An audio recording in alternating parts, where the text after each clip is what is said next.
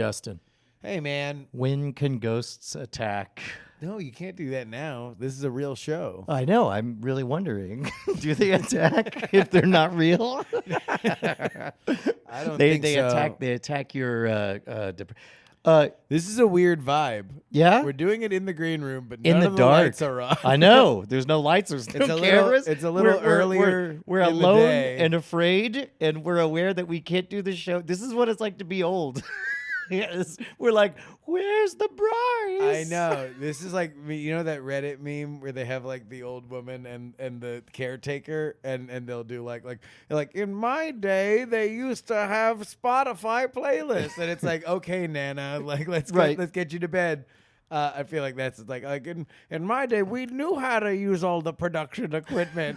It's okay, Nana. It Let's was get so you to bed. simple. No, we 320 didn't- by 240 was VGA. It turns out that when I moved here and we were like, hey, let's do a television show, we did, but that also means that we don't know How to do it run with a just the two television of us. show. Yeah. And it's like, even for, bringing in Corey or somebody else to help, it's like, that's too steep of a curve. And also we need Corey to run camera. We still need everybody on hand. Like, we are very much a skeleton crew to do So confusing. I like the commercials. I know what's going on. That lady's lost. She's in black and white, but now she's in color. She found a sunshade. I like the commercials best. This is a too realistic That toward person to the has frailty of that the human person mind. has too many fingers. They're in black and white. Now many they fingers? Yeah, that was an old SNL sketch. Extra fingers. Do you remember that? There's like a I do date not. that goes poorly, and she holds up her hands, and she's got like 7 extra fingers. Oh, And Jesus. so you put on this like Kepophonique stuff, and it just melts off your fingers. So I've been listening to the Fly on the Wall podcast, which is Dana Carvey and David Spade. And so there's a lot of SNL stories. And one of the things that is a recurring thing is that on Monday, there's a meeting where all the SNL cast and writers all pile into Lorne Michaels' office with Yep. the host. And then everybody has to pitch something. Now, some people are natural writers and they're very excited about pitch ideas. Other people are not. And Hold so on, they just hold on, don't want to not pitch ideas. Before you keep going, okay, all right. I'm trying to you know Tuesdays are all hands production meetings. Yeah. And I'm picturing like, what if it was irrationally a requirement that everyone had to pitch a Scam Nation episode, or everyone had to pitch Pitch a a Modern Modern Rogue Rogue episode, or So something. apparently what happens is, because also they're comedians, so they're physically unable to try and make people laugh. So what has evolved is this strain. Wait, they're of physically fake- unable to not try and make to people. not try, to not Yeah, try yeah, and do yeah. it. Yeah, they need to do it. So there's this strain of fake ideas that aren't real pitches, but are funny enough that they can get the room. The to other laugh. people laughing, yeah. Apparently, JB Smoove of Larry David, whatever, I can't, the name of that show escapes me. Curb Your Enthusiasm. yeah. Yeah. He was like apparently the legend at it. He like never he wrote Never vanishingly pitched a few. real idea. Only just tried to make the room break. Yeah, and so it's like one of them was like drive-by shooting in a snowstorm. One of them was like, So, it's like a cigarette, but the ash goes out to here. So I would imagine people would respond with like, okay, so tell me more. And No, it's known. Like if you like, don't want to go all further. right. So Yeah. Somebody who never wanted to do anything in terms of writing sketches was Chris Farley. And so David Spade was telling a story of a day that Tom Hanks was hosting, that Chris Farley is just like nervous as shit. He'd never liked those meetings. And so Lorne, for whatever reason, sometimes Lorne would skip him, but for whatever reason, Lorne goes to Chris Farley and is like, what would you like to do? And he's like, you know that movie Marty? Marty? Marty, which all the way back in the 50s. all the way back in the 50s, 1956 approximately, give or take. Came out same year as On the Waterfront. approximately. Man, I don't know why I know all this stuff. I'm trying to steer it. I'm trying to steer it. Are you sure things Lord Michael things says. things are gonna Lord be Michael says. It'll make sense in March. Lord Michael says that. Okay, go on. And Chris Farley's like, yeah, something about that. And so Lord Michaels is like, this is the week. Please write it up. And so Chris Farley apparently was just mercilessly mocked because then at that point everybody writes up the ideas that the host likes. And then they do a read through, and then they choose which sketches go to dress. And so everybody mercilessly just mocked Chris Farley, like, "Oh, how's Marty coming along? Like, is his angst gonna gain weight for it, or like, are you gonna do a fat suit?" Yeah. I don't know where that was going. I'll tell you where it needs to go. Where does it need to go? If we were human beings on a television show, If and not ghosts whispering upon the winds, "Hello, winds, how Yeah. are you?" Shouts out to Winds 257, my favorite wind. What's The- the winds? There's 10, 20 winds in New York. You give us 15 minutes, we'll give you the world. Wait, the winds? There's it's like 10 wins. It's a news station in New York. Oh, I think it might have been the basis of news radio. I think it might have been the thing that they were. That was like the holy shit! workplace comedy. That's the thing Joe Rogan did before he became. he did before he became racist. Pause 3, 4. No, I did want to take a moment. Like, if we were in video, there's no way we would let this escape your full attention. But ICU put together from the awkward dance last week Yeah. a full Peacemaker opening video. It's on YouTube. I'm sure it's being shared in the Discord. It made me happy beyond words. That it was so good. My favorite part was when the skip intro button pops up in the lower right hand corner. It's awesome. Yeah, go watch that. It's in the Discord. It's in the subreddit, right? It's in your hearts. It's in your hearts, souls. in your mind. Also, in breaking news, Joy's dominating the Weimaraner subreddit. The Weim Crimes Weim subreddit. Crimes. I'm crushing it, man. All the important parts. Did you want to talk about Rogan? Or Yeah. did we not want to talk about No. Rogan? What's funny is this morning I did Heaton's show. I did 2 of the Patreon bonus episodes, which is kind of a weird compliment because it's like I could tell that I don't have the political bona fides to go on his main show, but he really likes the weird political wonky shit. I don't think that that's the case because he normally shoves me on the Patreons too. Oh, really? Yeah. Okay. Well, you and me both. With only our combined Where is political side chicks? Like we don't go to the nice restaurant. Like we can go to Cheesecake Factory, but we're not going to the He has really a great nice. time, but he's constantly looking over his shoulder to make sure he doesn't get photographed with us. Baby, I just want to I just want to get food inside. Like I just want to get Uber Eats. I'm just feeling tired. Well, and plus also it's like I indulge all of the wonkiest shit. Like we spent all this morning talking about like changing voting laws. Anyway, but he brought up that he wanted to do a Rogan thing and was asking if it was too late. And I was like, look, man, the pylon doesn't seem to be having fewer bodies jump on it. I mean, it's like, it was really weird. In fact, just last night, Sam Harris's podcast, Sam Harris did a 20-minute podcast where he basically jumped in to say, hey, that first apology was real good, where he promised to be better. Like he accepted responsibility for having a bigger platform than he had previously realized, didn't realize that he was pledged to do better about misinformation, et cetera, et cetera. That was a good apology. Now let's talk about that second apology. the one for the N-word. Yeah, for exactly. The old N-word tapes. Yeah. The N-word tapes.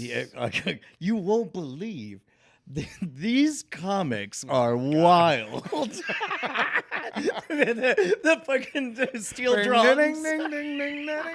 They're willing to do anything. Yeah, man, I don't care. I'm going to use all the racial. These racial slurs are wild. Before they were famous. Oh my god. 3, 4.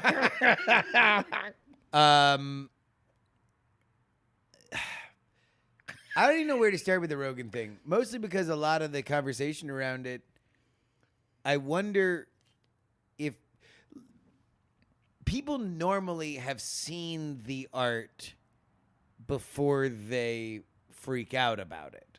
In general, like if somebody does something horrifyingly offensive that becomes a viral video, like Kramer, right? Like Michael Richards at the Comedy Store, like. You see the video, you see the art, and then you judge it based on a collective reaction to the art. The Michael Richards thing is almost kind of incomparable because, unlike the Rogan stuff, he's not dissecting the use of the word or the context or what it means or any of that stuff. Well, he's saying it with true hate in his heart. I'm not. In that moment. I'm not even talking about the N-word thing specifically. Got it. We're Although, talking about the R word. Although even then, hard R, Rogan. I just mean his show, right? Because like that's where all of this starts. It starts with the idea being like, okay, well, his show. There's a lot of shifting kind of dynamics to it, where a thing that I've heard that initially I blanched at, but now I'm kind of sympathetic to, is the idea that Spotify is mainstream media. Yeah. Because initially somebody said that, like, oh, Joe Rogan's a part of mainstream media. And I'm like, the hell, that man has a podcast. I know what it's like to have a podcast. I can extrapolate what it means to have a far more successful podcast. I don't think even in the most successful version of a podcast, when you can put it out to 100 people and probably 56 or probably high 70s will say, who? What? I don't know who this person is. Like that could be considered mainstream media, but maybe the players have all gotten so small that Spotify is. And then you saw Spotify's numbers and realized it's definitely mainstream media now, or no? I just it's something I'm, to be honest with you, still processing, because even if you can say that Spotify is mainstream media, is Joe Rogan mainstream media? Because me and you are on Spotify. Both in podcast form and in audio, a comedy album form. Does that mean we have to use the N? Is that a requirement to be on Spotify? I don't think so. Oh, good. Okay, I was very nervous for a moment. But yeah, I don't know where the line of like you have so big of a platform that now we're going to be mad even if we don't listen to you.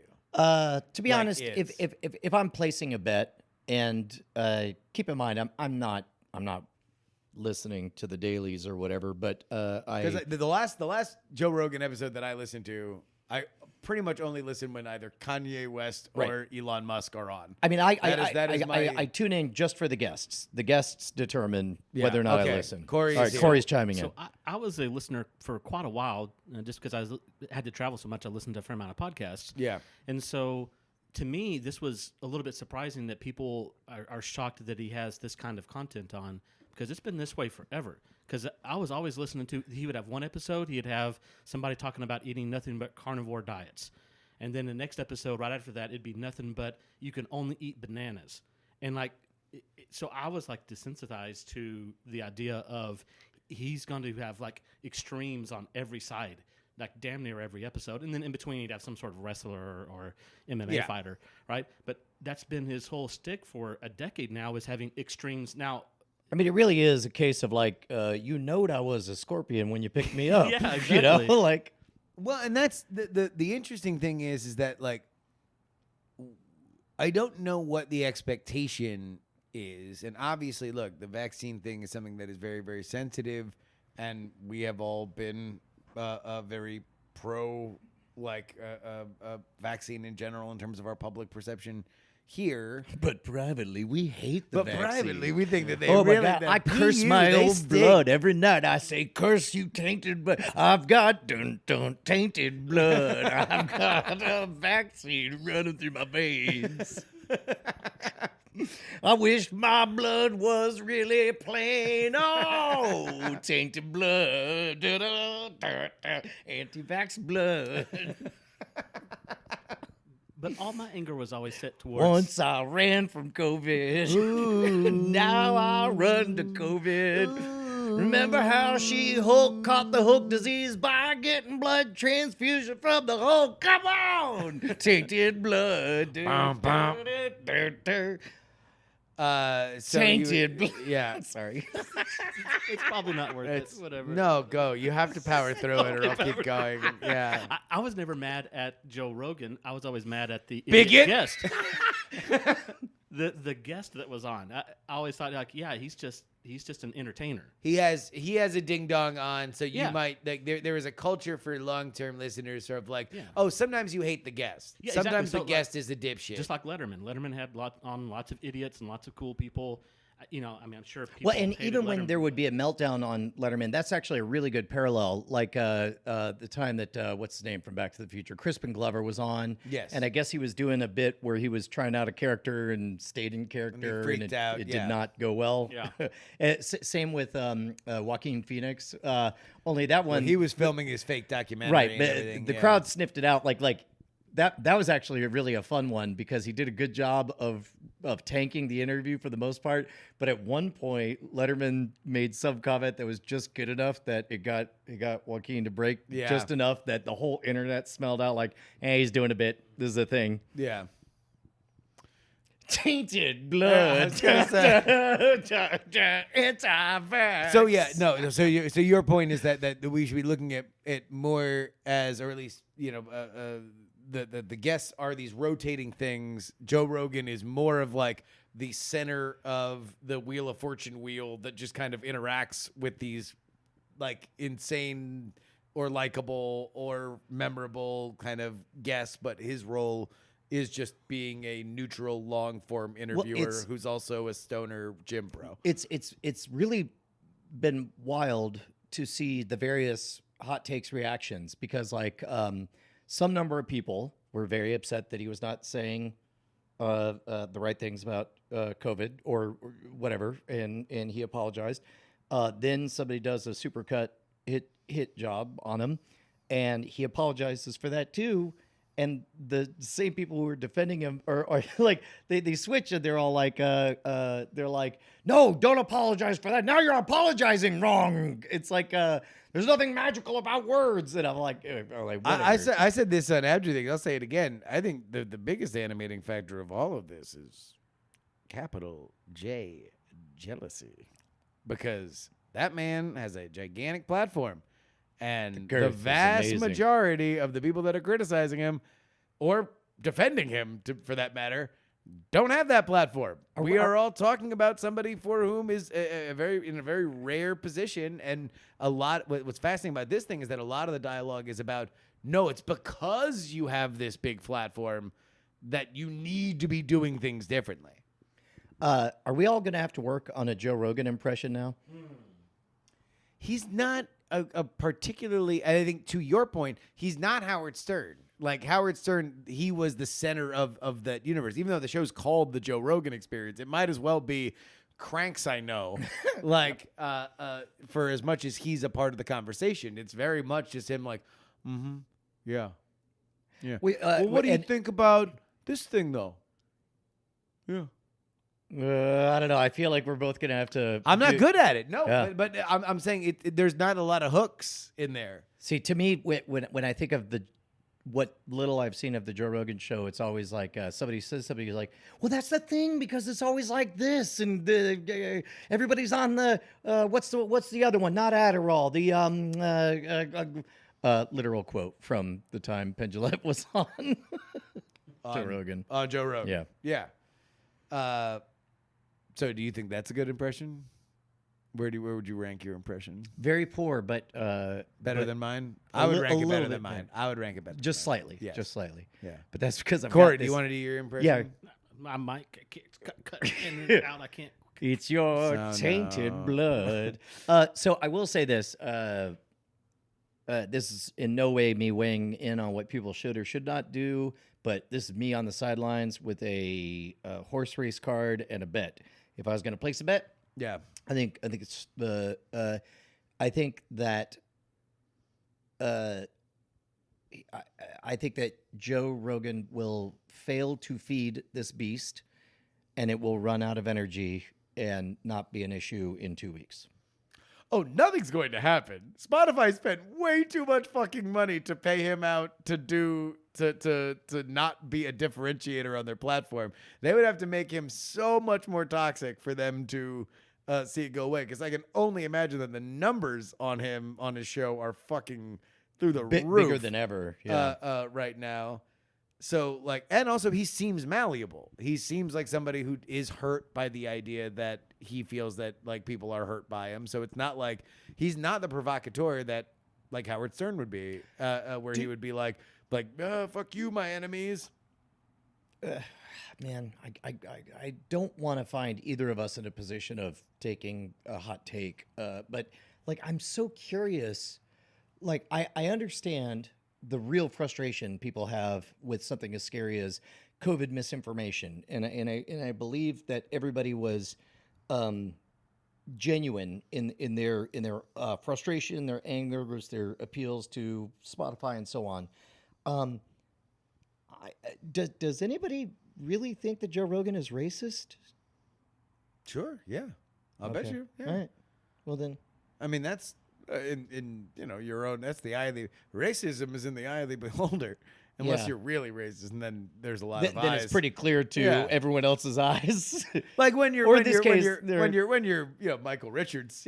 And you're, well, and even then, the Michael Richards thing, ooh, dangerous territory here. Like by his own admission, when he shouted that word with hate in his heart, he was not angry at the amount of melanin in that person's skin. He was angry because he was being heckled and wanted to say what, in that moment, was the most hurtful thing he could think to say. But like Right. even in that scenario, the idea is that that's like the casual thing that you say that a in racist would do. anger, Yeah, that no, it's like, that tracks. it's like that's where I think that's a, It's a like, problem. it's Although like, even then, wow, you Dave reached in your Chappelle- grab bag, like when you reach into the purse and it's the first thing that you touch, like that does say a little something. Well, even then, because there was all these comics that came out and defended Rogan and everything, and it reminded me of a quote from Dave Chappelle about Michael Richards, where he's like, the moment that I realized that I was more comic than black person was when I watched the Michael Richards tape, and I was like, it's just a bad night at the club. Yeah.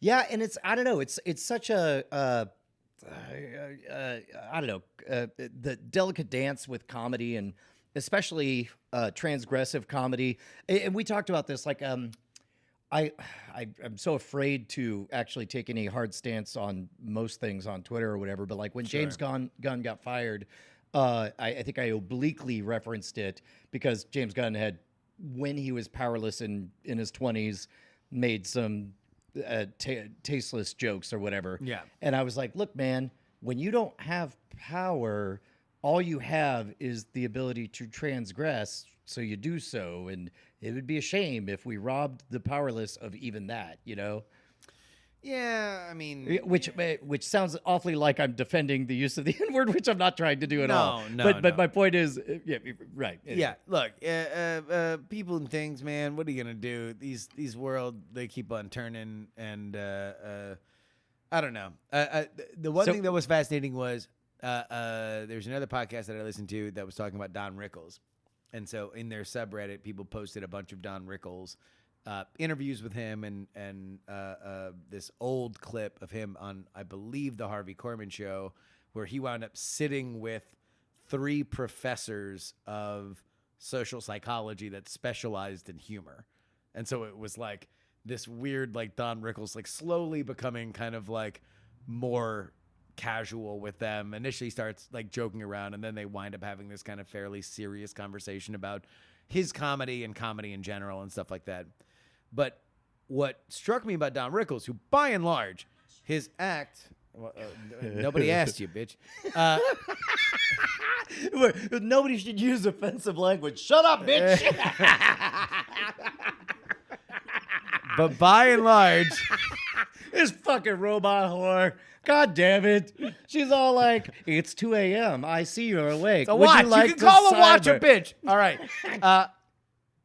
So the thing with Don Can Rickles you and tell and a he bitch and to he watch? 2, 3, 4.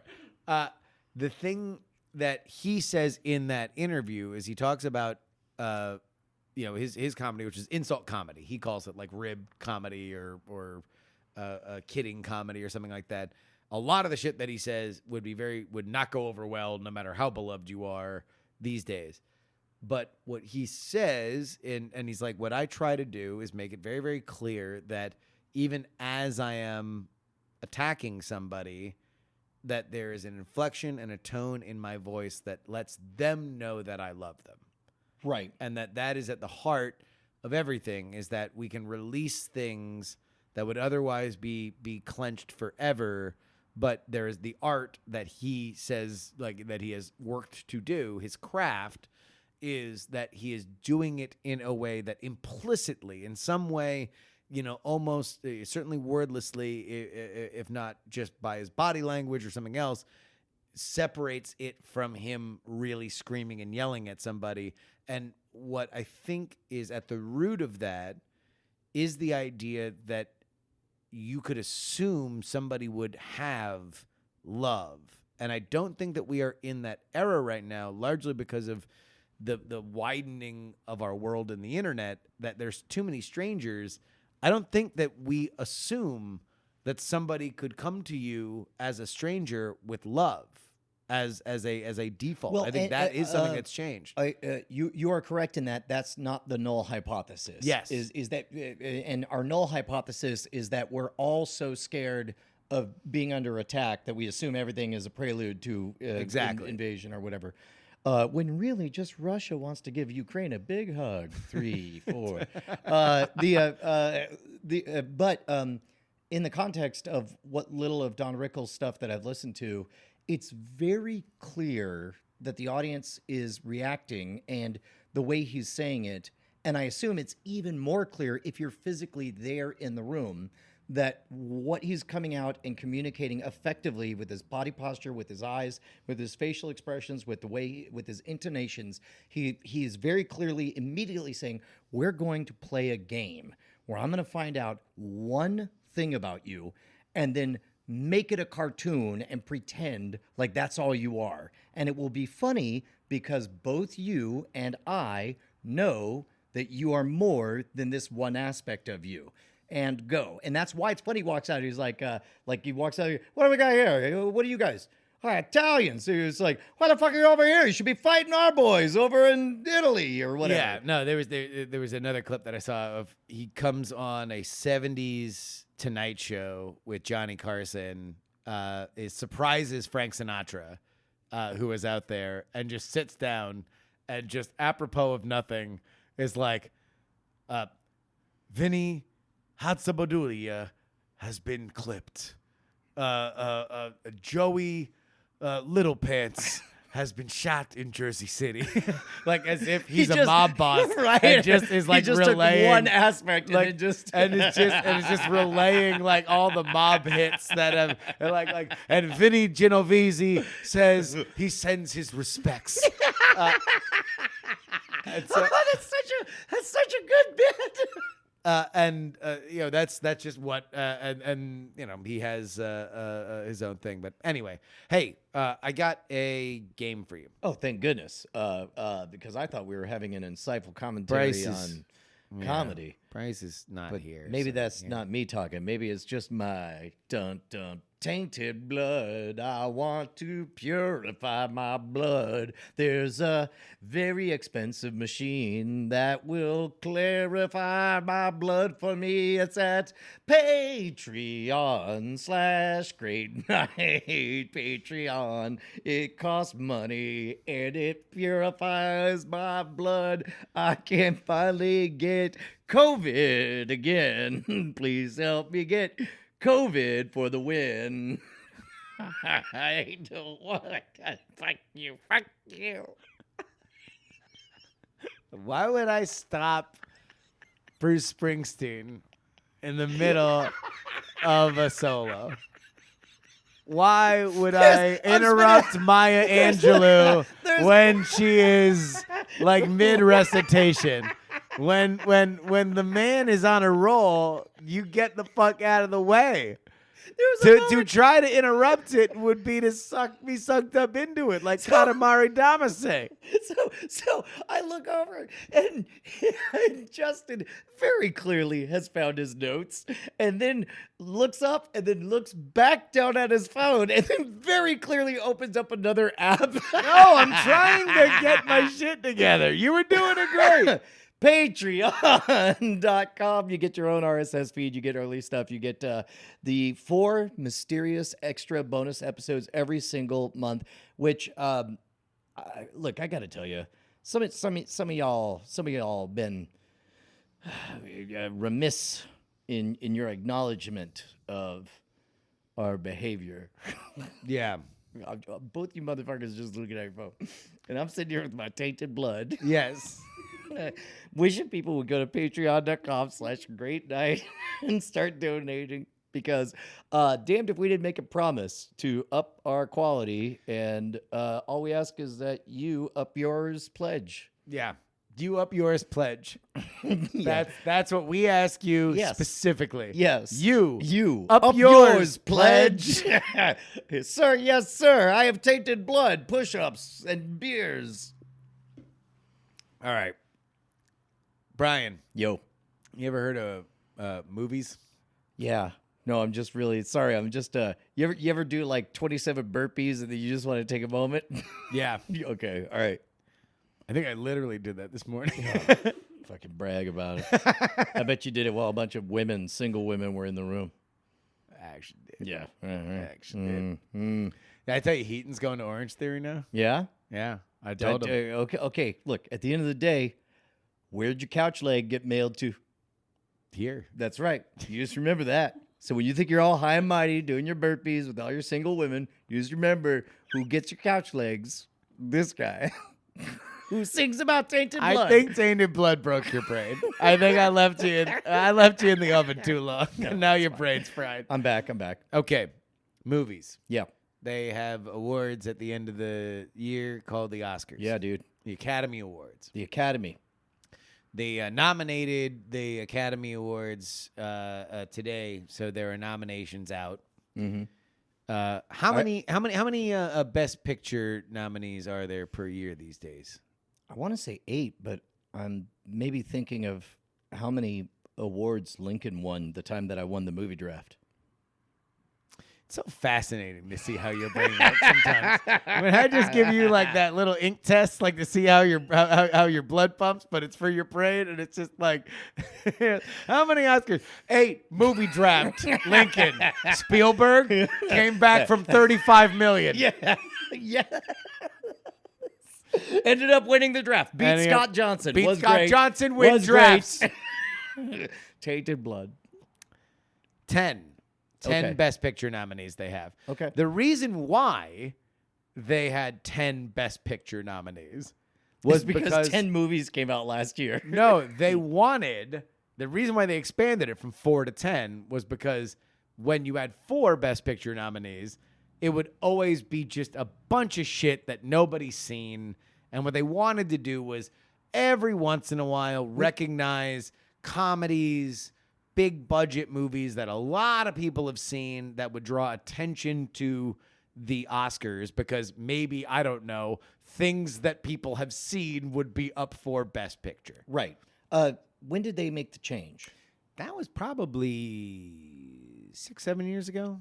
I would guess maybe Around even the more than same that. time. Actually, shit, no, probably over 10 years ago. Now that I think about it, because I think it happened while I was still in Florida. So Okay. and it was like around when like Hangover happened, and like so the idea was like, oh, okay, well that was like a transcendent comedy that blew up. People would Social commentary is so powerful, man. yes, Because at the root of it, that movie was about like, whoa, hangovers be crazy. there was a movie that came out, Brian, Yeah. that made people that I know were Cloroxing their groceries go into a closed room during the most contagious phase of the pandemic that had altered life forever. I remember this. It was called Spider-Man Yep. No Way Home. Yep. And they said, no way home. By far, the most watched movie of the last year is going to be up there Top among 10 grosser of all time. in a top 10 grosser of all time. First test question: did that get nominated for Best Picture? Oh, I feel like you make a very tricky move on Hulk. Mm-hmm. I feel like you ask trick question. But luckily, I'm She-Hulk, who only got the Hulk disease by a blood transfusion, so I'm very smart. And I say, yes, it did. You'd be wrong. Oh. It did not. Haha, pulls off mask. I'm really dumb Hulk. No blood transfusion. Blood is pure taint. So with the understanding that by far the most watched movie that was fairly 10 well grosser. liked by critics, right? It wasn't like a Fast and the Furious movie that winds up getting like its shit kicked around by critics. That didn't get a Best Picture nominee. We are now going to play a game that is haphazardly thrown together. Okay. Called Is Justin Bullshitting Me? Okay. Some might know this by its previous names. NSFW, BB Live Show. No, here's what's going to Night happen. So Attack. I have done no pre-writing on this. Okay, this is does sound gonna be familiar improv. now. Okay. I am going to either name for you Hmm. a movie Yes. that has been nominated for Best Picture, Okay. or Yes. I'm just going to make some shit up. Okay. Now, the entire time, I'm going to be looking at my phone as if I'm reading it, I believe this. but I am going to either make some shit up or I'm going to be reading off random synopsises Okay. that I have found on the internet. A wise man once told me that the best way to podcast is to set up the thing before you do it. There we set go. it up a whole lot so nobody's confused when you get to the thing. We begin. Exterior. Diner. Podcaster holding a phone looks up. Dialogue. King Richard. Brian looks down. Okay. Contemplative, considering his next move. Justin's a coy player. Brian knows that King Richard is the story of Venus and Serena Williams' father, played by Will Smith. Yet he does not rap in this movie. Therefore, he knows it definitely has been nominated for Best Picture. Dialogue. I think that has been nominated for Best Picture, Justin. You're right. Oh, a waitress interrupts the conversation and refills Justin's coffee. So I think the point of it is for me to do improv, so you are trying to tell whether or not I'm lying or not. Okay. You doing improv, waiting for me to do improv, I don't think gets there. Brian looks down, chastened and upset. He reconsiders the bit that he has set up. It says to Justin, "Whoops." We can just do this. No. if you want. That bit's dead. It didn't get nominated. Okay. Drive my car.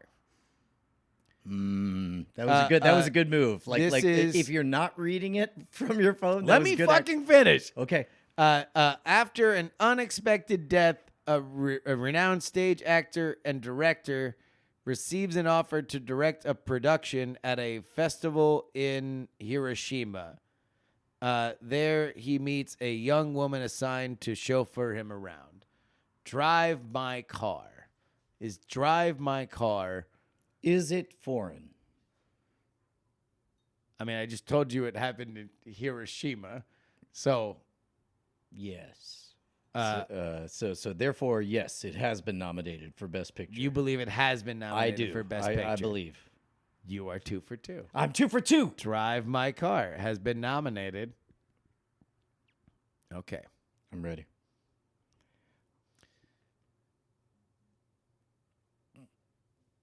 Hold on. I got to look at this. What's funny? All right. His screen visibly just went dark. Well, no, because I have to search for the new synopsis. I know, but I would really love it if like you let the screen go dark and then pretended to read from the clearly dark screen. Underhill. Taking place in Southern California, a family fights over an inheritance when the father suddenly dies. But what they don't know is the crippling debt he was saddled with as well, thanks to one Irwin J. Fletcher, who charged everything to the Underhills. Oh my God, Jesus Christ! Deep pull.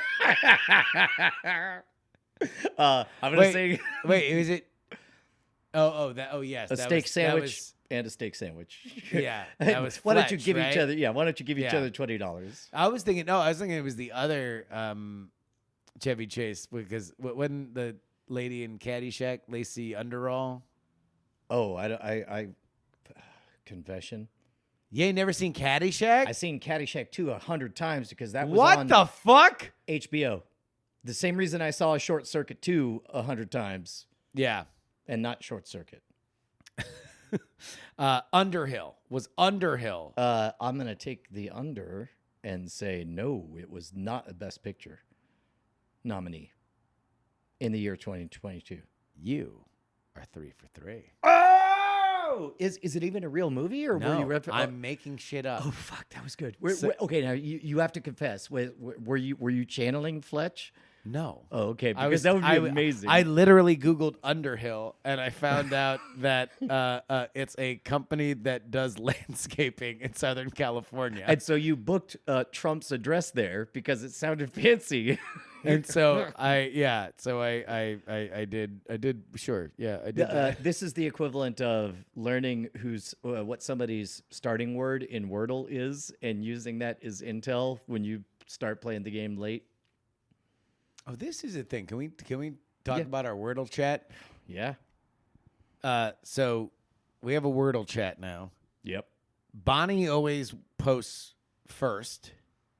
Me and Ashley play together. We usually post second. Yeah. And then Bryce goes third. And Brian, usually knowing what all of our opening words are, I keep warning game you guys. theories his way into last place. Well, sometimes you still suck it up. Listen to your audio elders. That's all I can say. Is that was it Bonnie that started with audio and then did elder? And No, it was Bryce. Bryce was the audio elder. Oh, Well, no. Bryce No, sent it her- was Bonnie. yeah, It was Bonnie Bonnie. It put was those Bonnie. words in, but then Bryce responded with an aged up filter of his own selfie of himself looking like 80. He says, "Respect your audio elders." All right, here we go. I'm looking Ready. at the next one. I'm ready.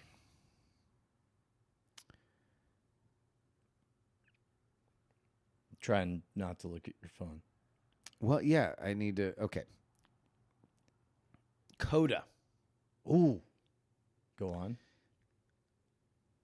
There is a lady. She is the only member of a family of deaf people, and she works to keep the business afloat. Coda. I should not get points for this one because I'm almost certain I heard it casually mentioned on the radio. I know it's a real movie, and I think the girl is can hear, but her parents cannot, or something. I think it is real, and it has been nominated. 4 for 4. 4 for fucking 4. May the fours be with This me. is a real humiliation for me. no. This is your greatest achievement. Yes, literally. Everything else This I've done is is your- dog shit Well, compared to in terms this of moment. game performance, Yeah, actually, is it yes. safe to say that normally you get the shit God kicked damn out it! of What you are in you these games? laying a voodoo curse on me? What is this? I'm not jinxing anything. Yeah, just do me a favor. Let me dance around you, rattling these bones at you. Hold on, wait, I gotta look this one up. Oh, tainted blood. Well, God damn it! Now I made this too important, and now you're not. now you're not making the filling. mistake Now of- you're not filling and being. You're not being a good co-host because you're too interested in winning this game. All right, here I'm gonna have a conversation with Corey. How you doing, Corey? Doing good, man. Yeah, wait. Wordle. So Yeah, I wanted to play Wordle so bad. you wanted to play I it? do, but actually I still do. Yeah. But I can't spell good enough to find it in the. This in the is a store. real dyslexia problem. So Why don't I'm you like, call it just game? Yeah, and so then I'm like, if I can't spell the name of it, I should probably not play the game. This was my thoughts. So I guess different browsers display your Wordle emojis differently. Okay. Because I've noticed that like everyone posts and their missed squares are black, whereas my missed squares are gray. And I think it's because I play in Chrome and they play not in Chrome because Probably in it's Apple not or an something, app, right? right? Oh, I don't know. Actually. Yeah, I don't think- I have no idea. I've never been able to. I've never played. I mean, if it was an app, it's about to not be an app because New York Times bought that MRF for some low seven figures. Yeah, that's nice for that dude though. Yeah, Wardle. Yeah. Am I right about that, Justin? That it's my browser that causes all my squares to be gray? Yeah, I think so. Okay. Yeah, all your gray ass squares. Yeah. Yeah, man. Yeah. We've all been there. Everyone's talking about it. Everyone's talking about my gray ass Everyone's all like, squares. look at your shiny black square. Like, Yeah. putting on like gray ass brushwood over there. Then I found know. NordVPN. Now my squares are black, like they should be. And they're in space. I don't know. I think there's another VPN that we should be chilling. Wait for March. I mean, wait for the check to clear Wait before for the we check admit to clear, baby. All right, here we go. All right, ready. I'm gonna get you on this. Now one. it's a for reals game. Everything has just been warm up. Do you like how I faked you out by getting the practice one wrong and all the rest right? It's all, yes. Oh shit, you did get the practice that's one right. wrong. That's right. It's all part of my strategy. All right, here we go. With normal Hulk blood. Now I'm throwing heat. Okay. The heat Get is ready. okay. I'm ready. I'm feeling- Everybody, get ready. Ah! I mean, get ready. I mean, when you look at the man upstairs asking for inspiration, who is the greatest picture of the entire year of 2021? You didn't know that's the Monday Night Football thing, right? Oh, get ready for football? Yeah. That's Are You Ready for Some Football? No, but he in the lead up. Oh, he I goes wouldn't- like, I wouldn't Are be- you ready? I mean, get ready. Are you ready for some football? Hold on. What? A Monday night party. We got Frank and Alan and Dan. They're gonna get things started. So this is where it would be dependent on the matchup. It'd be like, so get ready for Marino and Randall Cunningham tonight because the Dolphins and the Eagles are here for Monday night.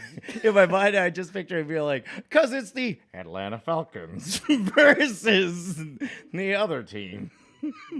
There's something so big and so dumb and so goofy about like how like that song broke football forever. Oh, yeah. Because now Well, whenever anybody does a thing, they need to have a bigger, dumber country song that like begins it, and they're always so fucking broad. It's always like I don't know. It's. I mean, fucking- this is back to circling back to SNL. I think it was Chris Farley portraying Hank Williams Jr. And they like he gives this tearful, soulful version after a rousing pep speech. And Yeah. he's like, "Are you ready for some football?" Belfast. Yeah. A film chronicling the life of a hard working class family and their young son's childhood in 1960s Ireland.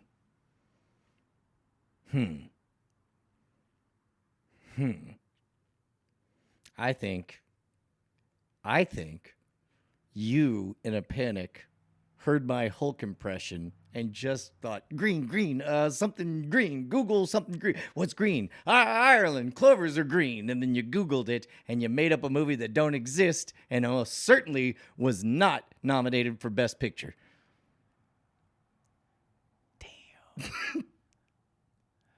You're wrong. Belfast was nominated for Best Picture. Oh, shit. Finally squeezed that one through the infield. Broke up the perfect game. I called my cousin in. She has tainted blood. She-Hulk will take over from now on. She is sensational. Real Hulk, will evaporate now. All right, here we go. Not Us. In working class London in 1970s, a seamstress has an affair with an heiress.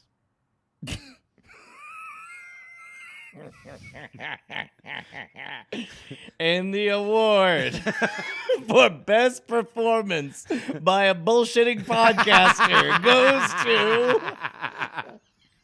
That ain't real. You sure? Yeah. You know how I could tell? How? Is because you looked me in the eye as you started and then remembered that you were supposed to pretend to be reading. And then you looked down. Damn. I shouldn't be giving you all these tips. No, you Or at least should. I should be charging you, for should. them. You should. You should. All All right. right, we only got a few more. Talk to Corey for a second. So I Okay. can look all this shit up. Man, that's- Again, this is not so prepared. good. I don't know how much more I can tell you that this is not prepared. I mean, look, some people don't believe. Yeah, remember like that scene in Boogie Nights where Burt Reynolds felt the need to keep assuring everyone that this was all real and they really were just picking up a random person on the street to have sex with Roller Girl? That's what this is. But Justin can't hear any of that No. because he's researching this definitely Brian, real you're- movie. You're doing so good, man. I'm impressed. I'm You clearly gave not. him that one to I make him got feel better, to keep him going. Because if you got that one more, he might have just stopped. That right wasn't there. me. That was my cousin, regular Hulk. I'm She-Hulk now. That's right. I'm the No, I smart thought one. you were Dumb Hulk. Well, You revealed you were Dumb Hulk. Oh no, I just he evaporated and now She-Hulk is here after he had his chance, screwed it up. Mm-hmm. He Had to call in for support. He had to Taika Waititi. You just apropos of nothing, Taika Waititi. Just Taika Waititi is the punch out. That's what we're going with? So, all right, Corey, what was the best part about today? Oh gosh, man. I guess you actually joining the meeting. I didn't think you were going to make it. What the fuck is that? I try to always make the meeting. No. What you Well, were yeah. recording stuff Well, today. yeah. Oh yeah. Actually, that did go really, really well. And I was surprised. Like we meant to only record one episode, then all of a sudden, like I just casually mentioned like one last line, and he's like, "That's great. We should do another episode on that." I'm like, "We sure will." That And then sounds he great. hits stop, and then he hits record. Like, and now we're back with another episode. I'm like, "Oh shit!" That's the way to do it. That's the way to do it. I like that. All right, Justin. All right, you ready? Yes. Here we go. The Power of the Dog. Okay. You definitely read it and then stared me right in the eye. A rancher meets his brother and his new wife. Human listeners who are not until ghosts. the He's looking me dead in the ghost unexpected eyes. happened. A rancher met what? His brother and his I thought new you said wife. his brother's wife. And his new wife and his brother's new wife. Oh yeah. So Sorry. the rancher meets his brother and his brother's And new the wife. exact and then title the was what? unexpected happens. The Power of the Dog. Okay, so a rancher Yes. who's ranching. Just straight ranching like a motherfucker. Just God, man, getting all His up in neighbor's that like, ranch. "Hey, Doug, are you sure you want to ranch that hard?" Oh, yeah, and he's like, "Get out of my face! I do what I want on this ranch. I'll ranch as hard as I want." It's like, "You know that Pa died from ranching too hard." And he's like, "Pa was a piece of shit. I fucking absorbed his I'm power. making a new religion. It's called the Ranch Davidians. I'm ranching for two. Me and my dead dad." Okay, so That's the opening scene. the best dog. It's The called power of the dog. the powerful dog The power of the dog. compels you. The power of the dog is the name of the movie. Don't try to trip me up. I know you're making me say this shit over and over and over again. Think I'm gonna trip up. I'm not gonna trip What up. breed? Sup? You son of a bitch. Who do you think you are? Who do you think you are? He's getting cocky over here. What power does the dog He's have? not even playing the fucking game. He's just doing bits. As if I'm not the one who has to improv this entire fucking thing. In my mind, I'm playing a Just say it's Ace fake Attorney. and move on. Why are you playing with me? No, it's real. It's totally real. That motherfucker ran so hard, they named him God. God's a rancher? Yeah, Is he jolly? he's more of a ranch hand. That's why he keeps the world in it. Let's get right over my Jolly Rancher joke. Oh, God damn it. Sorry, I was busy writing my own. I know. All right, All right. Yeah. Was that? You're dead right. Absolutely correct. The power of the dog is nominated for What do you Best think Picture. the dog's power is, though? Invisibility. I could save a lot on money, you know. They could just have the dog for one day, have him show up at the beginning and the end. His powers are in order: invisibility and emotional support. So all you need to do is pay an actor to have a tough time, and then look down to the left, nod, and then look at the look at the camera and deliver an ad. All right, Ready? 2 more.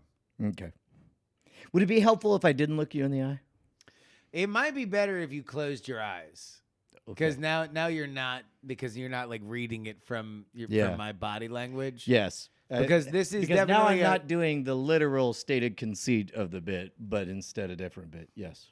You can open your eyes then. Okay. No. Look at this motherfucker. He's got a good record. Now he wants to open your eyes. No. Open your eyes. Come on. Ghosts don't have retinas. Come on. Okay. Here we go. Okay. Tinsel. Tinsel?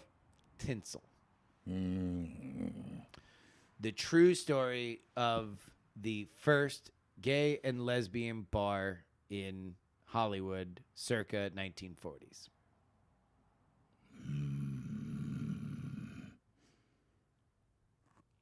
Pulls off mask.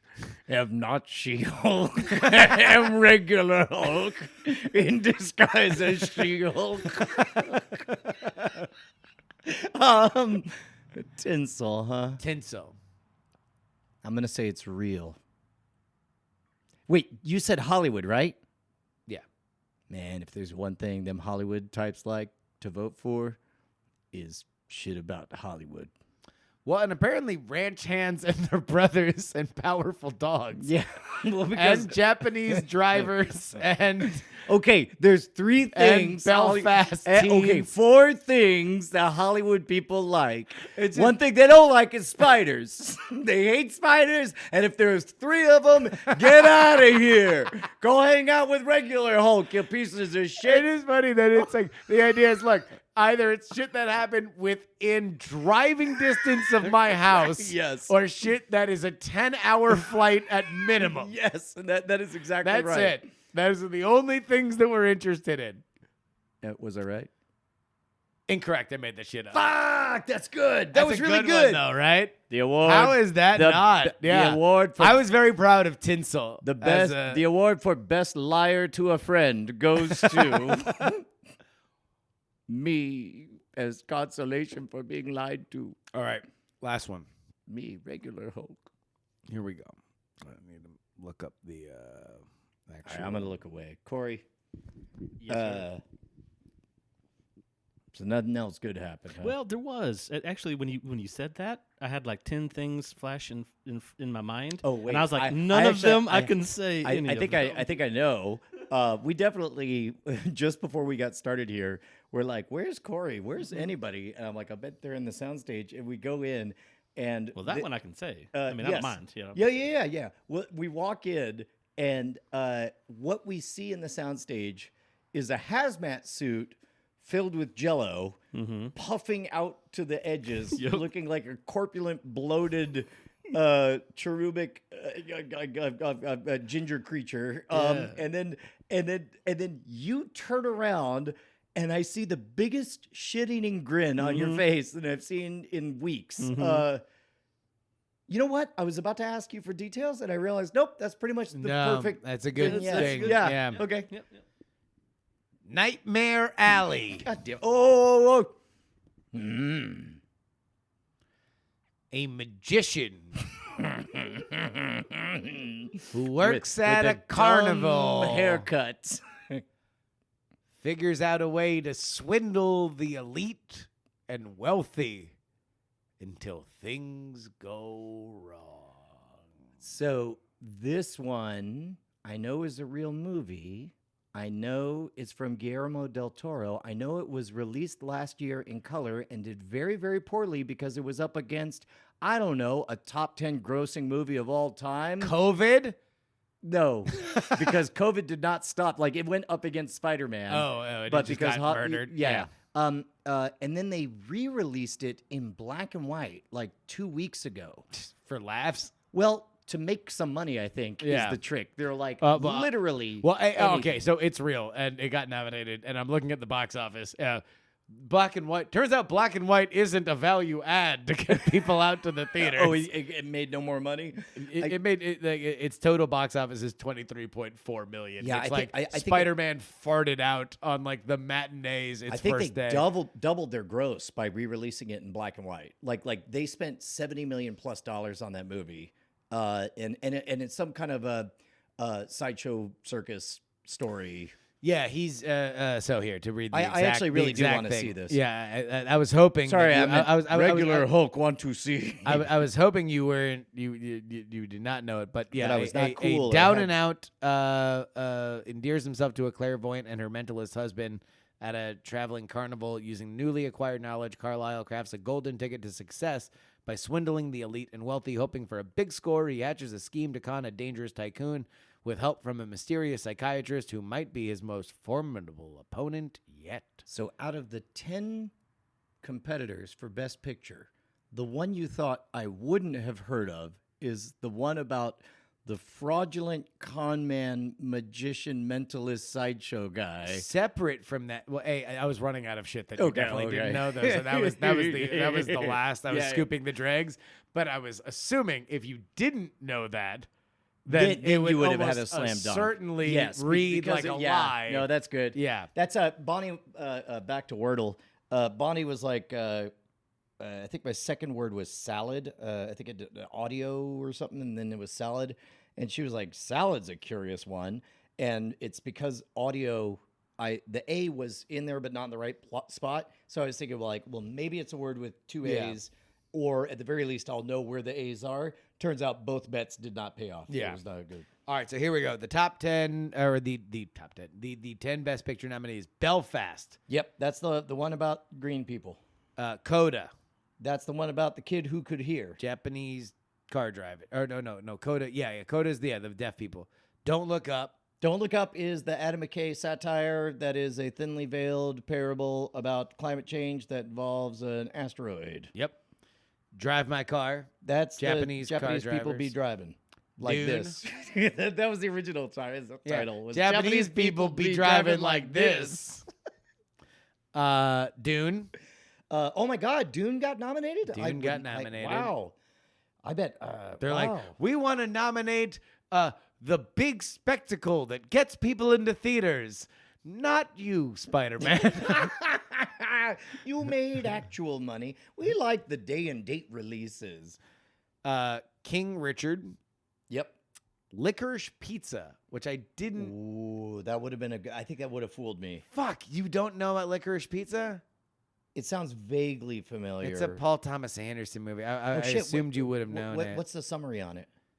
It's like a 1970s movie, a 1970s theme movie about. It's like one of Paul Thomas Anderson. Yeah, Anderson has only done PTA. like one or two lighthearted movies in his entire career, and this is apparently one of them. What's the other one?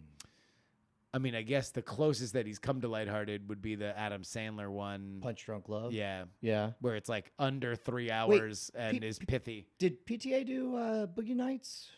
Yeah. Yeah. I haven't seen Punch Drunk Love. You're gonna assume that Boogie Nights is lighthearted? I mean, What part of the it's suicides and the drug well, addiction? okay, yes, and he also did. No, now I'm getting mixed up. He did not do Eternal Sunshine of the Spotless Mind. No. That's written Michelle by Gondry, Kaufman. but Charlie Kaufman. Yeah, Michelle. Yeah. Okay, got it. Yeah. What else has Paul Thomas Anderson done? There Will Be Blood. Which is another one that I keep saving for when I have time to invest in a movie that I know will be good. I mean, it's great. Yeah, that's what I hear. It's a really good movie. Fucking The Javier Bardem is a killer movie. no, that's the Coen Brothers. Oh yeah. No, what's the one with all the different stories in L.A., the Raining Frogs, the great fucking Tom Cruise performance. Respect the cock and tame the cunt. Oh. It's a line from a movie. All right. Well, add that to the supercut. It's oh god damn it. I know Magnolia. That's what it is. Magnolia. Yeah. That's it. No, I was thinking about that because somebody else used that Amy Mann song. I think like "Save Me" because like Amy Mann, I think is like the entire soundtrack to Magnolia, or a large sounds part right. of the soundtrack. And I think it was Euphoria or something just recently used "Save Me" as like a song, and it's like, oh, I guess that movie's been around long enough that somebody could just straight up take this iconic song and now it's an homage and not like a dead ripoff. Anyway, so Licorice Pizza, Nightmare Alley, Power of the Dog, and West Side Story. Yeah. No, that one, that West Side Story, you were right to dodge because that was the only other thing I remember hearing on the radio was that West Side Story is the 10th. Steven Spielberg is now in his 6th decade of receiving a Best Picture nomination.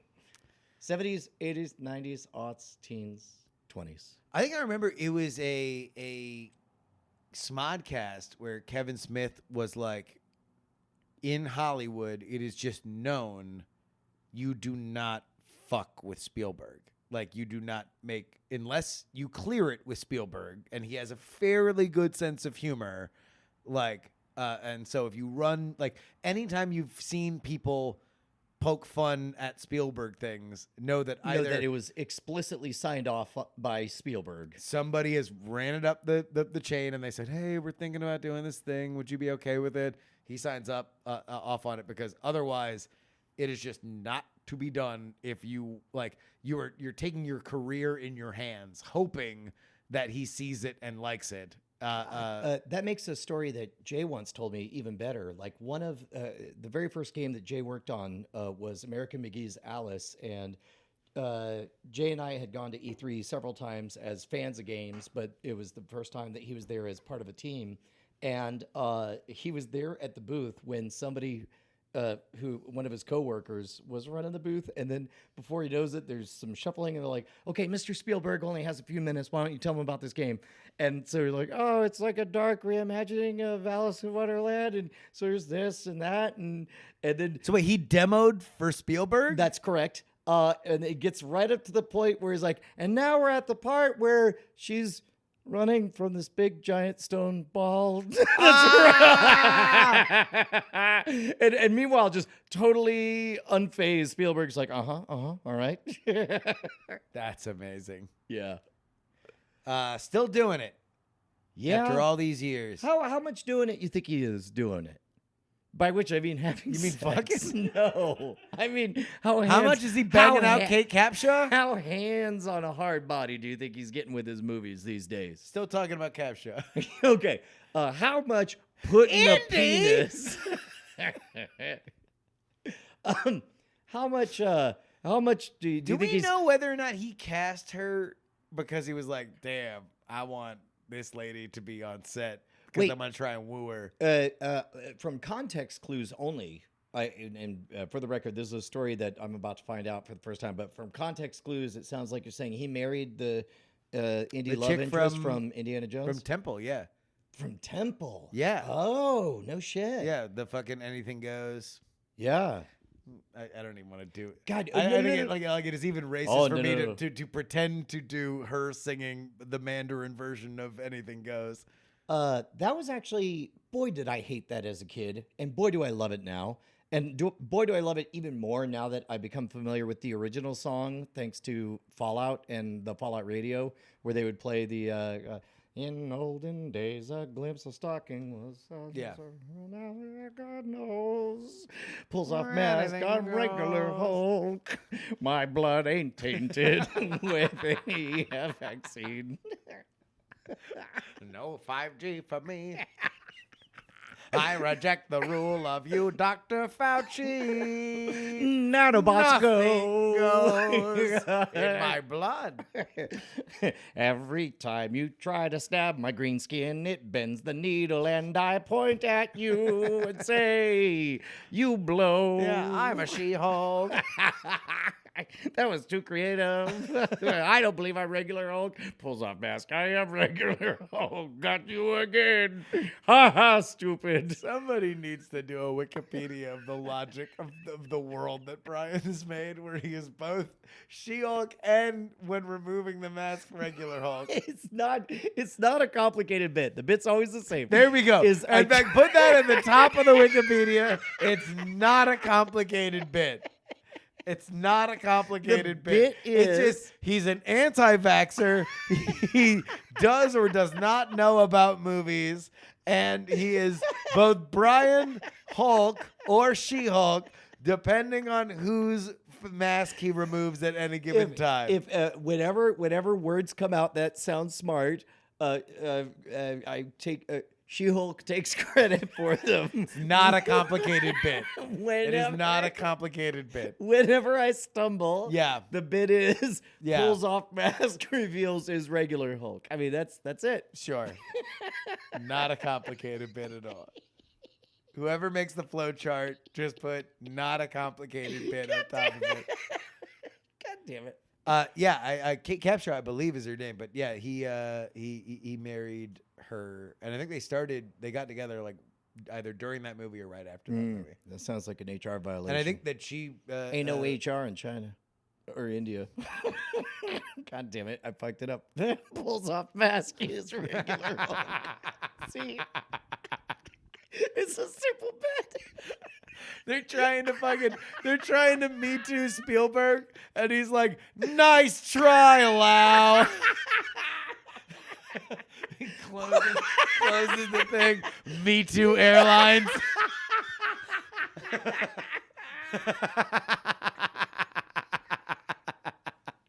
Damn it. Hey, a bunch of patrons learned There's things. what we did have. other people learn? You will need the PR cleanup. For what? The Me Too scandal you just engaged in.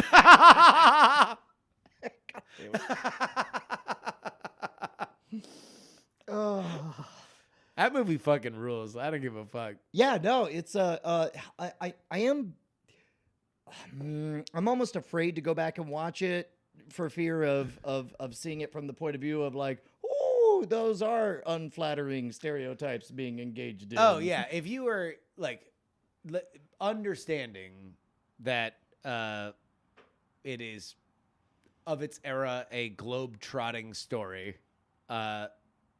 Although and also a Although I- fantastical representation of if not what the reality is today, the perceived reality of the 1920s would have been well, of and actually far now that India. I think of it, the real offensive shit that happened in the 80s was like in Back to the Future when like the Libyans are just yelling gibberish. They're not even like speaking any kind of like Man. language. Like How long you give Trey and Matt before they come for Durka Durka Muhammad Jihad?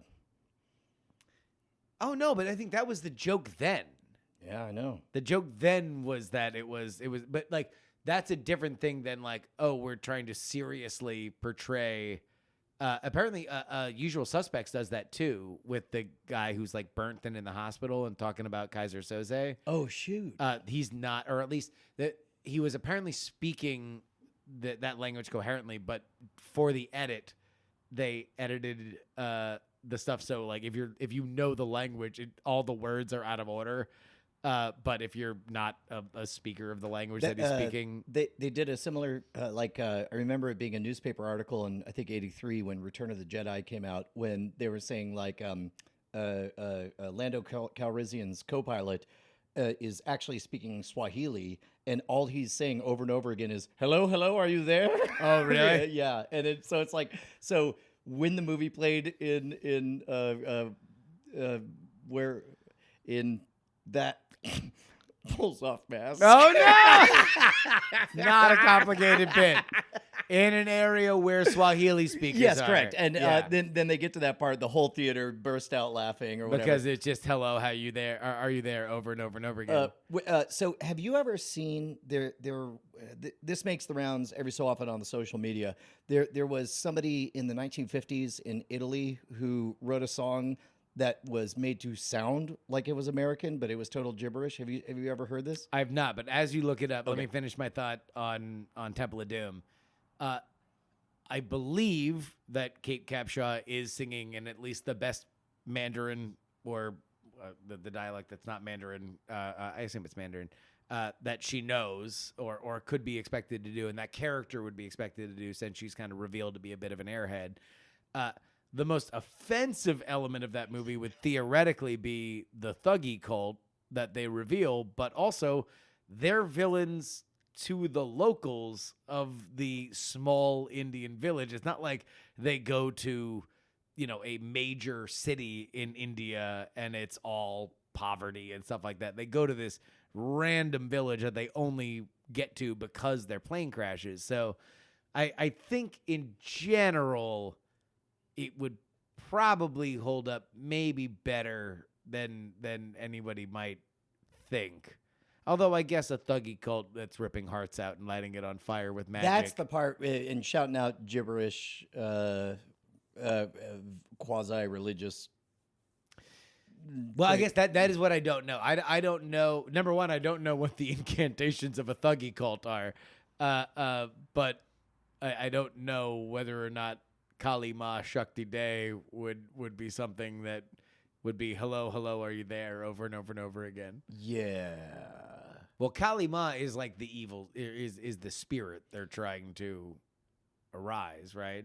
I don't know what Shakti Day means. Right. Well, but also like, oh boy, this is where we wander into 8th and 10th grade history or whatever. Kali is the goddess of death in Hinduism. Okay.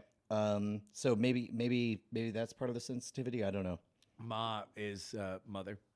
Joking. It's Okay, joke. all right. Yeah. So, boy, I can't even pronounce this word. Prison colon sin ain xiosol. Let me see. Okay. Let Try me to read that word. Prison colon scene and also. Okay, good. I'm glad we got that right. Is a song performed by Italian singer Adriano Celentano, performed by Celentano and his wife, singer-actress turned record producer Claudio Mori. It's intended to sound like American-style Bob Dylan for Italian audiences, and it goes a little something like this. It's gibberish, though, so it should...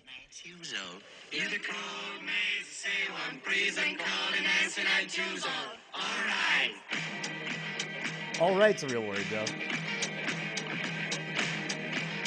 That's a good beat. Yeah, right? It's kind of a jam. 1950.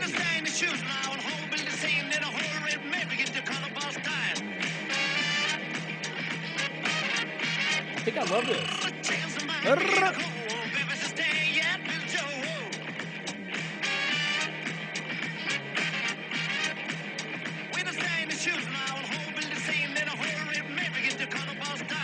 So this is none of this is Italian. No, this is all. This is just, all meant to sound like Bob Dylan singing in English. Gotcha. This is what,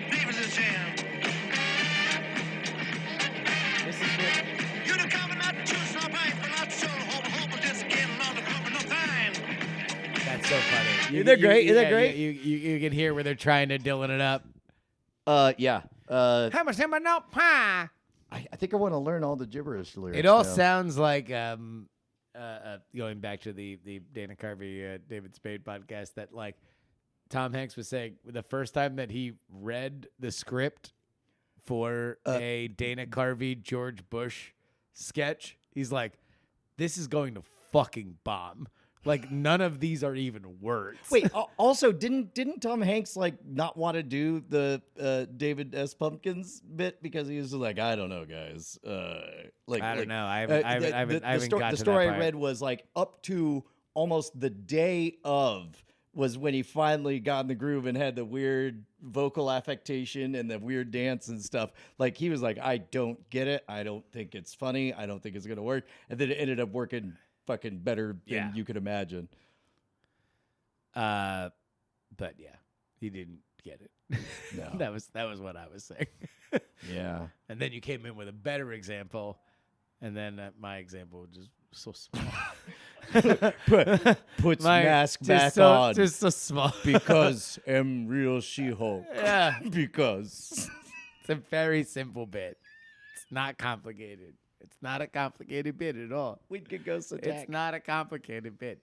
Well, shit. Is there anything else that we wanted to I mean, make sure that we talked about? now here- Corey, what have we not talked about? Hold on, real quick. This is me real pushing you. Yeah. How much can we say about the thing? It's this is last time I chastised you for running fast, but now I'm gonna encourage you to run fast. Things were learned. Yes. Things were learned for patrons Yes. of patreon.com/greatestcon. I will say that anyone. I think we can say what it was. We can say that if you become a patron of Greatest Con, you will hear the first 12 minutes of our next season. That was the surprise that we gave to our patrons first. I think it's among the best shit that we've done. I think that it is very much the Brian DNA of explaining the world through the kind of psychology that goes that is behind magic and cons and stuff like that. That it's really, really good. You will also with that 12 minutes find out what this season is about. So if you would like to do that, you can do it there. I think we can say that the season is close to done, very close to done. I think the majority of the season is locked. I think 3 out of the 5 episodes are locked. The other 2 are not far away. We've got versions that if gun to our head we had to release them, they could be released, and I think people would like them. We just want to get them perfect. Yeah. One is just missing like a 5-minute Brian talks about blank segment. And the other one we might have to totally refashion, but still, it's close. It is a close total refashioning as opposed to a far away total refashioning. Corey, have you indulged in? Oh yeah, and I'm excited because I may have made some promises today that it's getting close. So that's good. very good. It's very good that it's getting close. But yeah, I think it's really good. There are some episodes that I am at the point now where they're all trash and I hate them because I've listened to them. Oh my god, times. it's so hard. But it's but that is my own psychosis, and that only happens when you know you are getting shit in a good position because I am hating them because I've listened to them a lot and not because I genuinely hate them. Which normally I genuinely hate everything I do. right. So Well, this is good shit. It's the equivalent of like I realized that I had a polished stage show, the moment I unironically thought to myself, man, I don't give a rat's ass about this 70 minutes. I just want this one fucking moment to land. And it's like, and all I'm focused on There's- for that hour and 10-minute show is this one bit and letting it breathe 3 seconds longer so that the laugh will line. Yeah, land. there's one segment obviously that I won't talk about, Justin, so don't worry. Sure, In episode 1 that I've never felt emotions like that listening to a podcast, and it hurt so much, and I can't wait for you to hear it because it just crushed me. No Oh my shit. God. Oh yeah, never had emotions like that on a. Yeah, so Well, now I want to know. In fact, I wonder because a friend of ours had a moment that crushed her. So I wonder if it's the same one in the first episode.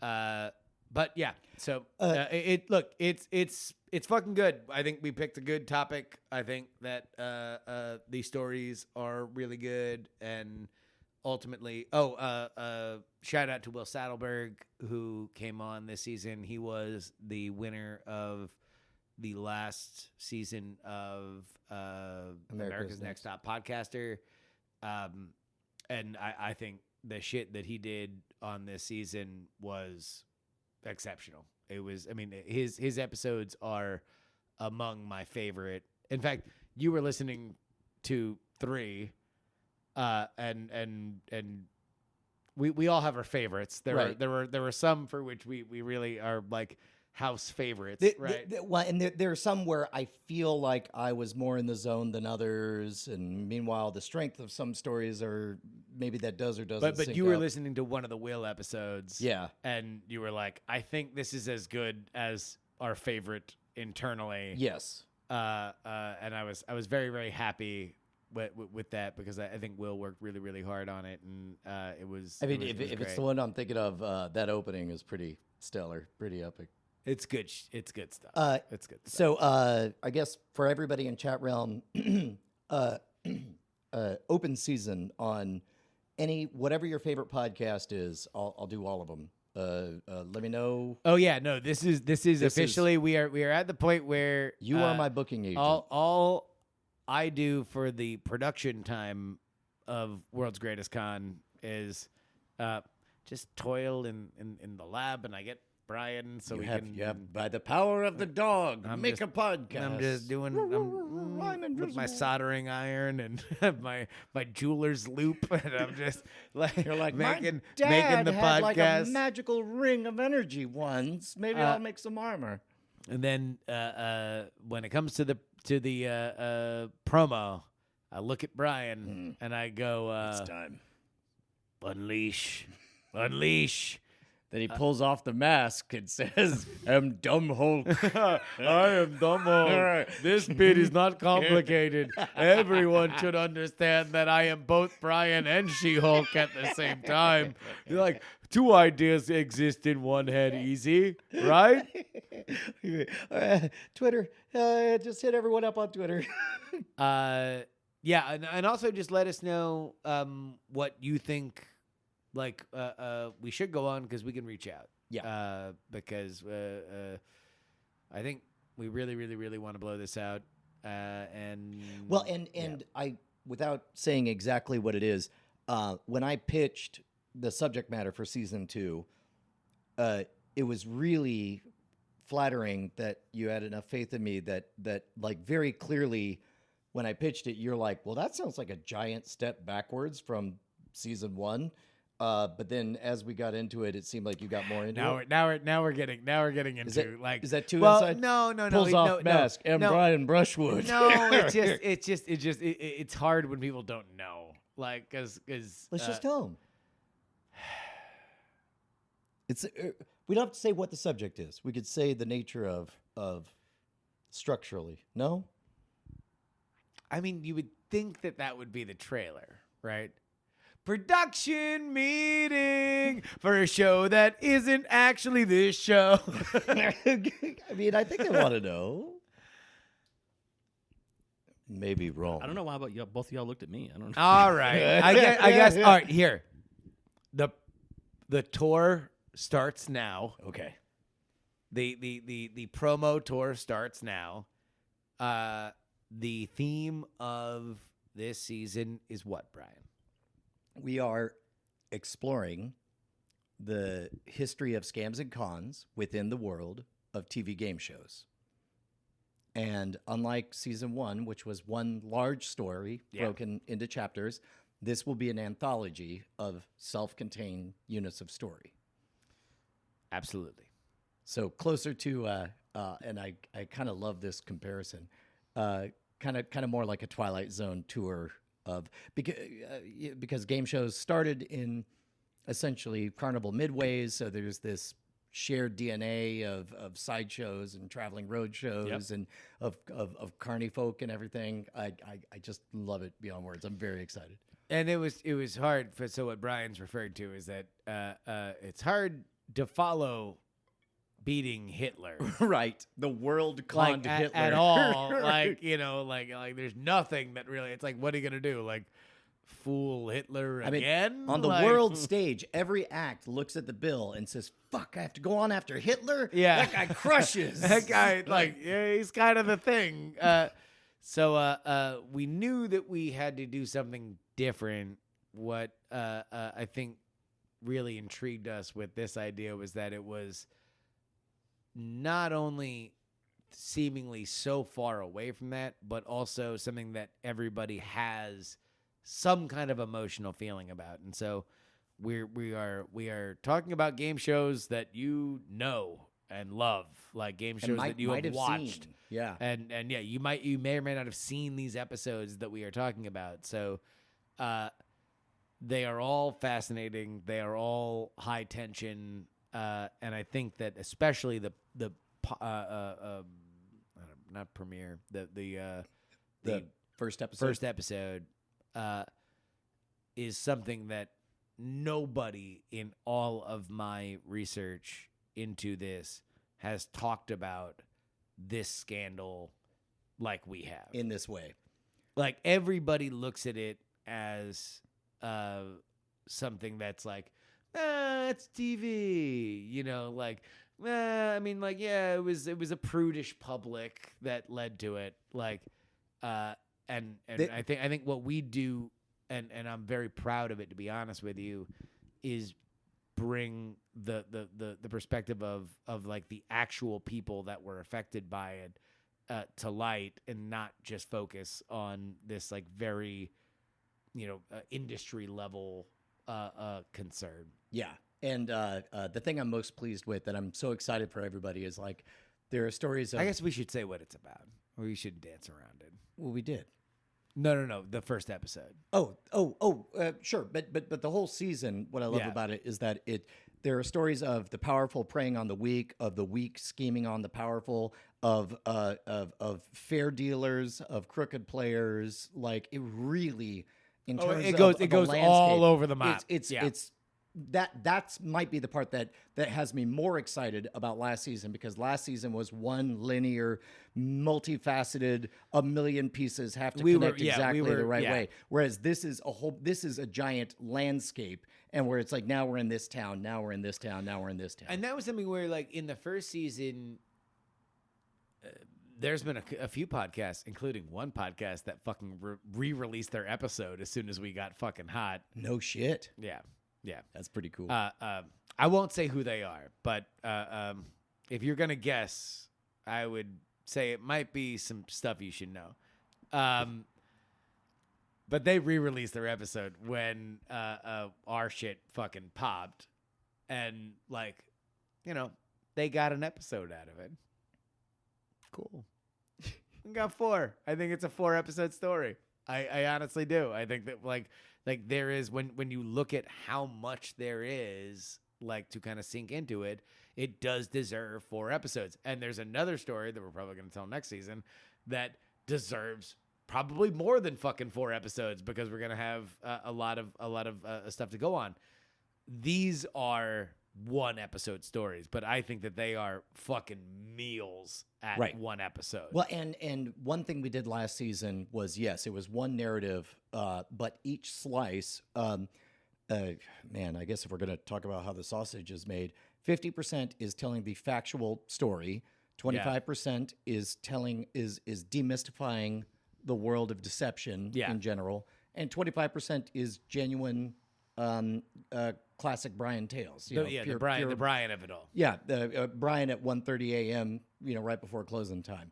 And boy, we really were able to preserve that going into season 2, where each individual story, it's even easier now to have the discrete lesson. Both, there's the narrative part of the story, but then there's also the as we call it, the know some shit segment. Yeah. I'm really excited. It's gonna be great.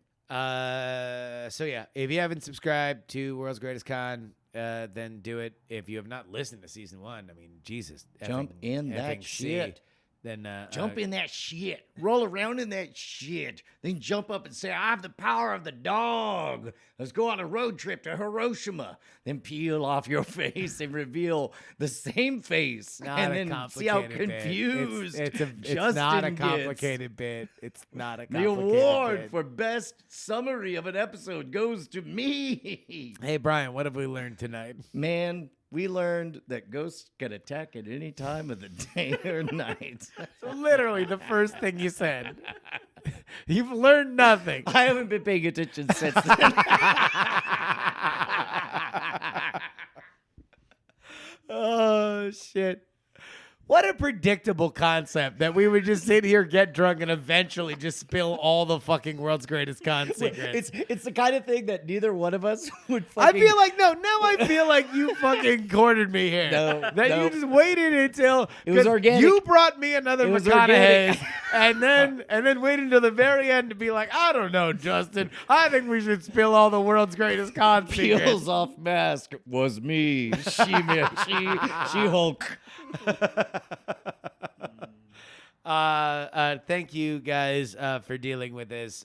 We hope Bryce has a beautiful vacation, and he very much deserves it. He will be back next week, and we will actually do the regular show that we do. But everybody else that normally, because by the way, it's not just Bryce. Like Bryce is on vacation, but also Annalisa gets a night off. Brett gets a night off. Like we actually have like a cast now, and so it has been a respite for a lot of folks. So thank you guys. Yeah, for being dude, the best patient. part is like the sun has gone down and The moon has gone up, and long long ago ago somebody left with the cup, but he's driving and and driving driving. and hugging the turds and Thinking looking of someone for whom he still burns. And he's It's going regular to Hulk. but he might be She-Hulk. Or And he's- Brian Brushwood. but it's not a complicated bit. And he is removing.